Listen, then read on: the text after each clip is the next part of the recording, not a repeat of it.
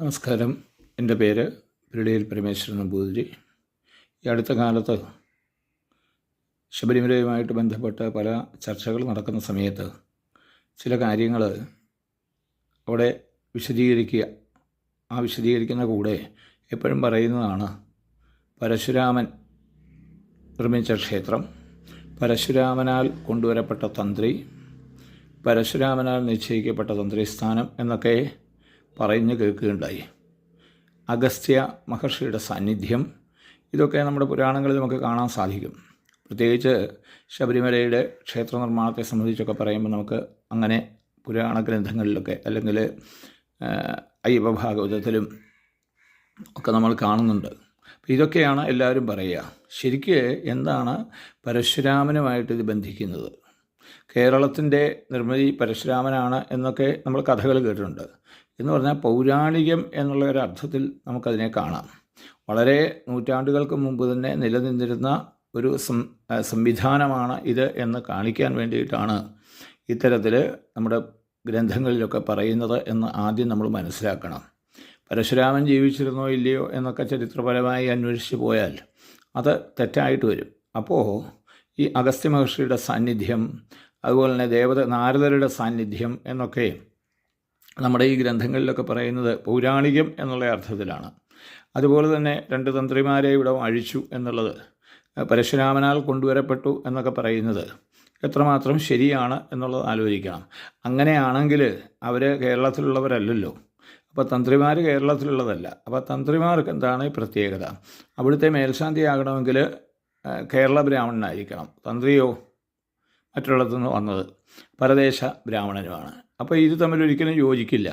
ശബരിമലയിലെ പല കാര്യങ്ങളും അങ്ങനെയാണ്. അതുകൊണ്ട് പരശുരാമൻ എന്ന് പറയുമ്പോൾ ഒരു പൗരാണികമായിട്ട് അംഗീകരിക്കപ്പെട്ടത് എന്ന് വേണം പറയാൻ. അതുപോലെ തന്നെ ബ്രാഹ്മണർക്ക് അവകാശപ്പെട്ടതാണ് ഇന്ന കൊടിമരത്തിൻ്റെ സാധനങ്ങൾ. അതുപോലെ തന്നെ വിഗ്രഹം മാറിയാൽ വിഗ്രഹം ബ്രാഹ്മണർക്ക് ഒരുക്കി കൊടുക്കേണ്ടതാണ് എന്നൊക്കെ പണ്ട് മുതലേ ഉള്ള ഒരു ആചാരമാണ് എന്നൊക്കെയാണ് പല ആൾക്കാരും പറയുക. ശബരിമലയിലെ മേൽശാന്തിയായിരുന്ന ഒരാളുടെ വീഡിയോ കണ്ടു, അദ്ദേഹം ഇത് പറയുകയുണ്ടായി. അപ്പം ഞാനിത് സൂചിപ്പിക്കുന്നത് പണ്ട് സ്വത്തുക്കൾ ബ്രാഹ്മണർക്കും അതുപോലെ ദേവന്മാർക്കുമായിട്ടാണ് കൊടുത്തിരുന്നത്. അതുകൊണ്ടാണ് ബ്രഹ്മസ്വം അതുപോലെ തന്നെ ദേവസ്വം എന്ന 2 തലത്തിലുള്ള ഭൂമിയേ ഉണ്ടായിരുന്നുള്ളൂ. ആ കാലമൊക്കെ പോയി. ഇന്ന് പ്രൈവറ്റായിട്ട് എല്ലാവർക്കും ഭൂ ഉടമ അവകാശമൊക്കെ വന്നിട്ടുള്ള കാലമാണ്. ആ സമയത്ത് നമ്മൾ പഴയ കാലങ്ങൾ പറഞ്ഞുകൊണ്ടിരിക്കുന്നത് എത്ര വിഡ്ഢിതാണെന്ന് ആലോചിച്ച് നോക്കൂ. ഇന്ന് ഒരു ക്ഷേത്രത്തിലെ പ്രതിഷ്ഠ നടക്കണമെങ്കിൽ ഇത്ര രൂപയെന്ന് അവർ എഴുതി കൊടുക്കും, പടിത്തറ എഴുതി കൊടുക്കും. എഴുതി കൊടുക്കുന്നതനുസരിച്ചുള്ളത് അവർ വാങ്ങിച്ചു കൊണ്ടുപോകും. അപ്പോൾ ആ മേൽശാന്തി പറയുകയുണ്ടായി, അവർക്ക് വസ്ത്രങ്ങൾ കൊടുക്കുന്നു. ഈ വസ്ത്രം പോലെയാണോ വിഗ്രഹം? വസ്ത്രങ്ങളൊക്കെ അവർക്ക് കൊണ്ടുപോകാൻ സാധിക്കും. അതിനൊന്നും അവകാശം പറയുന്നത് മോശമാണ്. അപ്പോൾ വിഗ്രഹവും അതുപോലെ തന്നെയാണോ? വിഗ്രഹങ്ങൾ അങ്ങനെയല്ല. അമ്പലത്തിൻ്റെ വാതിൽ അങ്ങനെയല്ല. അമ്പലത്തിലെ വിഗ്രഹം തന്നെ മാറ്റിയെന്നിരിക്കട്ടെ. ഇപ്പോൾ ശബരിമലയിലെ വിഗ്രഹം മാറ്റിയാൽ ആ വിഗ്രഹം തന്ത്രിക്ക് അവകാശപ്പെട്ടതാണെന്ന് പറയാൻ പറ്റുമോ? അപ്പോൾ ഒന്ന് ആലോചിക്കണം. അതൊക്കെ നമ്മൾ ഈ കാലഘട്ടത്തിൽ അതൊന്നും യോജിക്കുന്നതല്ല. നമ്മുടെ ദേവസ്വം പ്രസിഡന്റ് ആയിരുന്ന അല്ലെങ്കിൽ ആ ഉദ്യോഗസ്ഥനായിരുന്ന അദ്ദേഹം ചർച്ചയിൽ പറയുകയുണ്ടായി, 1912 ഇതിന് വ്യവസ്ഥ തന്നെ ഉണ്ടാക്കിയിട്ടുണ്ടെന്നാണ്. ദേവസ്വം ബോർഡിൽ വ്യവസ്ഥ ഉണ്ടാക്കിയിട്ടുണ്ട്. കാരണം ഇത്തരത്തിലുള്ള അവകാശങ്ങളൊന്നും ആർക്കും ഉണ്ടാവില്ല എന്ന് വ്യവസ്ഥ ഉണ്ടാക്കിയിട്ടുണ്ടെന്ന് പറയുന്നത് കേട്ടു. ആ നിലയിലൊക്കെ നമ്മൾ അതിനെ കാണണം.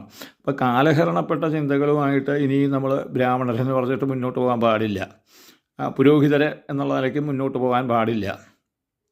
ഇന്ന് എല്ലാവരും അവരവരുടെ അധ്വാനത്തിനുള്ള ദക്ഷിണ പറഞ്ഞ് എഴുതി കൊടുത്ത് വാങ്ങിച്ചാണ് പോണത്.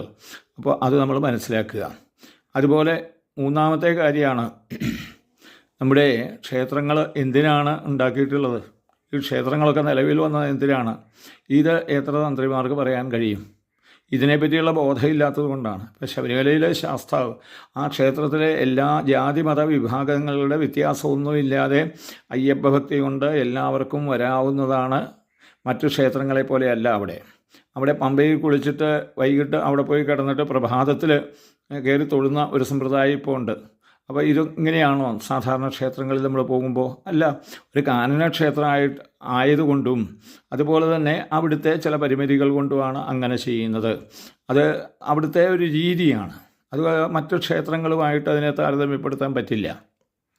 അതുപോലെ അവിടെ കൊണ്ടുപോകുന്ന സാധനങ്ങൾ അതെല്ലാം അവിടുത്തെ വഴിപാടുകൾ.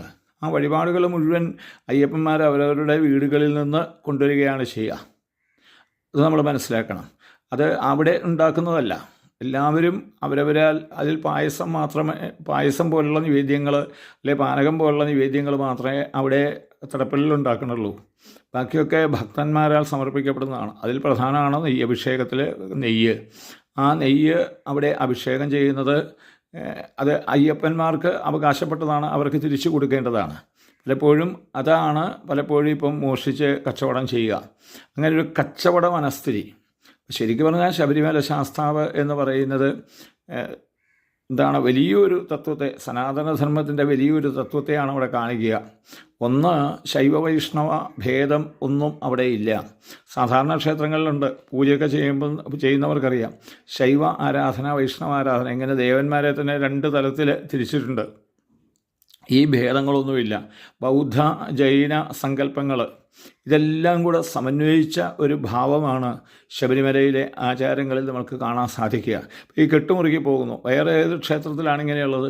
ഇങ്ങനെയൊരു ആചാരം എങ്ങനെയാണ് നിലവിൽ വന്നത്? അത് ആരാണ് അവിടെ കൊണ്ടുവന്നത്? അപ്പോൾ എല്ലാവരും സ്വാമിമാരായിട്ടാണ് അറിയപ്പെടുക, അയ്യപ്പനായിട്ട് അറിയപ്പെടുക. എല്ലാവരും ഏകം എന്ന ഭാവത്തിൽ അവിടെ വരിക. അവിടെ ബ്രാഹ്മണനെന്നോ ചണ്ടാളനെന്നോ മറ്റ് ഭേദങ്ങളൊന്നുമില്ല. എല്ലാവരും ഒരേ ഭാവത്തിൽ അവിടെ വരുന്നു. എല്ലാവർക്കും ഒരേ നിയമം, ഒരേ മന്ത്രം, പരസ്പരം അഭിസംബോധന ചെയ്യുന്നത് പോലും അങ്ങനെ. അപ്പോൾ ഇങ്ങനെയൊരു സംവിധാനം മറ്റ് ഒരു ക്ഷേത്രങ്ങളിലുമില്ല. അപ്പോൾ ശബരിമലയിൽ എത്തുന്ന ഭക്തന്മാരെ എന്തിനാണ് ഇങ്ങനെയൊരു ശബരിമല തീർത്ഥാടനം എന്ന് അറിയിക്കാൻ വേണ്ടിയിട്ട്, അല്ലെങ്കിൽ അവരെ ബോധവൽക്കരിക്കാൻ വേണ്ടി എന്ത് പ്രവർത്തനമാണ് ശബരിമലയുമായിട്ട് ചേർന്ന് ചെയ്യുന്നത്? ഇതും നമ്മൾ ചിന്തിക്കേണ്ടിയിരിക്കുന്ന ഒരു കാര്യമാണ്. ഇത് ശരിക്കും വിസ്തരിക്കേണ്ടത് ആരാണ്? അതിനുവേണ്ട നേതൃത്വം കൊടുക്കേണ്ടത് തന്ത്രിമാരും പുരോഹിതന്മാരുമാണ്. അവരെ നെയ്ക്കച്ചവടമായിട്ടും അതുപോലെ തന്നെ ചരട് കച്ചവടമൊക്കെ ആയിട്ട് അവിടെ ഇരിക്കുകയാണ്. ആ തരത്തിൽ ക്ഷേത്രങ്ങൾ അധപതിച്ചു പോയി എന്ന് വേണം പറയാനായിട്ട്. അതിൽ പ്രധാനപ്പെട്ടത് പുരോഹിതന്മാരാണ്. അപ്പോൾ അയ്യപ്പൻ എന്നുള്ള സങ്കല്പം എന്താണ്? സ്വാമി എന്ന സങ്കല്പം എന്താണ്? അവിടുത്തെ ആചാരങ്ങൾ എങ്ങനെയാണ്? അപ്പം ഞാനിതൊക്കെ പറയാൻ കാര്യം, ഈ ഇന്നലെയും മിനിഞ്ഞാന്നുമൊക്കെ ആയിട്ട് പത്രങ്ങളിൽ ന്യൂസ് വന്നു, അവിടുത്തെ വരുമാനം 90 കോടിയിൽ അധികമായി. ഇനി 15 ദിവസം കൊണ്ട്, അല്ലെങ്കിൽ ഇത്ര ലക്ഷങ്ങൾക്ക് മേളിലായി എന്നൊക്കെ പറഞ്ഞിട്ട് ഓരോ വാർത്തകൾ കണ്ടു. അപ്പോൾ ഞാൻ ആലോചിക്കുകയുണ്ടായി, മറ്റ് മതസ്ഥരുടെ ദേവാലയങ്ങളുണ്ട്. ഇപ്പോൾ എരുമേലി പള്ളിയിൽ ഇത്രയധികം പണം വന്നു എന്ന് അവർ കൊട്ടിഘോഷിക്കാറില്ല. അതുപോലെ തന്നെ ക്രിസ്തീയ തീർത്ഥാടനങ്ങൾ നടക്കുന്നുണ്ട് മലയാറ്റൂരും മറ്റും. അവിടെ ഇത്ര രൂപ വന്നു, ഇത്ര ആൾക്കാർ വന്ന് സന്ദർശിച്ചു എന്നൊന്നും അവർ പറയാറില്ല. ഇവിടെ നമ്മൾ ഓരോ ക്ഷേത്രങ്ങളും, ശബരിമല മാത്രമല്ല, ഓരോ ക്ഷേത്രങ്ങളുടെയും വലിപ്പം പറയുന്നത് അവിടെ വരുന്ന ധനത്തിൻ്റെ കൂടുതലാണ്. അപ്പോൾ അവിടെ ഇരിക്കുന്നവരെല്ലാവരും അതാണ്. ഈ ധനം കൂടുതലുണ്ടാക്കാൻ എന്താണ് മാർഗം?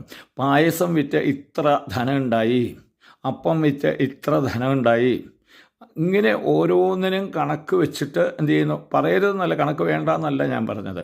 അപ്പോൾ ശബരിമലയുടെ വികസനവും വികാസവും എന്ന് പറയുന്നത് ധനപരമായ വളർച്ചയാണ് എന്നൊരു ചിന്ത.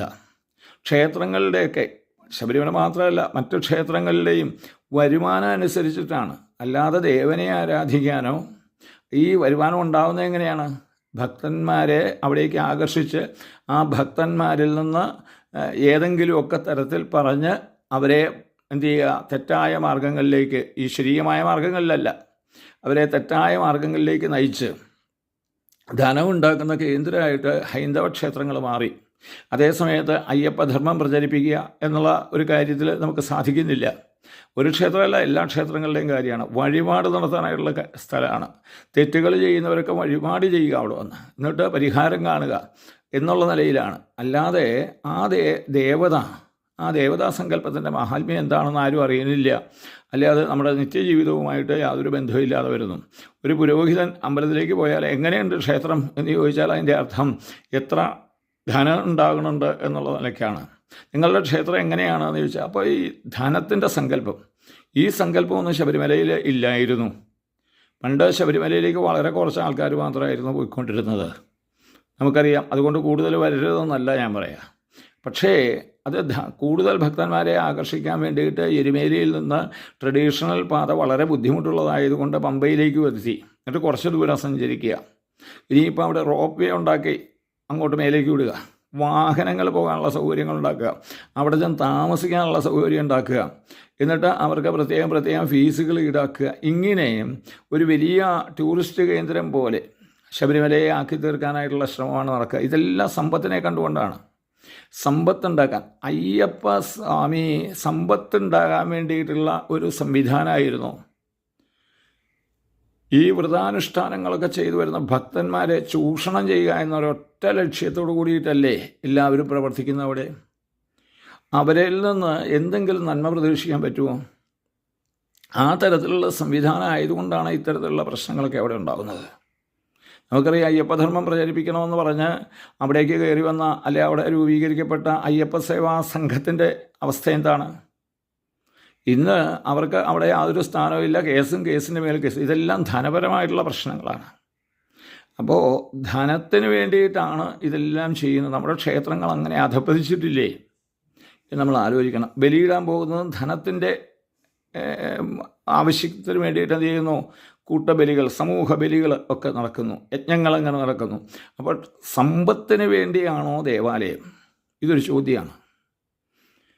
പ്രാർത്ഥനയ്ക്ക് വേണ്ടിയുള്ള സ്ഥലമാണോ ദേവാലയം? ഒരു ദേവാലയത്തിൻ്റെ പ്രത്യേകത എന്താണ്? ഇത് നമ്മൾ ഓരോരുത്തരും ചിന്തിക്കണം. എല്ലാവർക്കും അവരവരുടെ അഭിപ്രായങ്ങൾ പറയാം. സനാതന പുരോഹിത സമാജത്തിൻ്റെ പേരിൽ ഈ ഒരു വലിയ ചർച്ച നമുക്ക് സമൂഹത്തിലേക്ക് കൊണ്ടുവരേണ്ടതുണ്ട്. എല്ലാവരും ഈ ചർച്ചയിൽ പങ്കാളികളാകണം എന്ന് പ്രത്യേകം അറിയിച്ചുകൊണ്ട് നിർത്തുന്നു. നമസ്കാരം.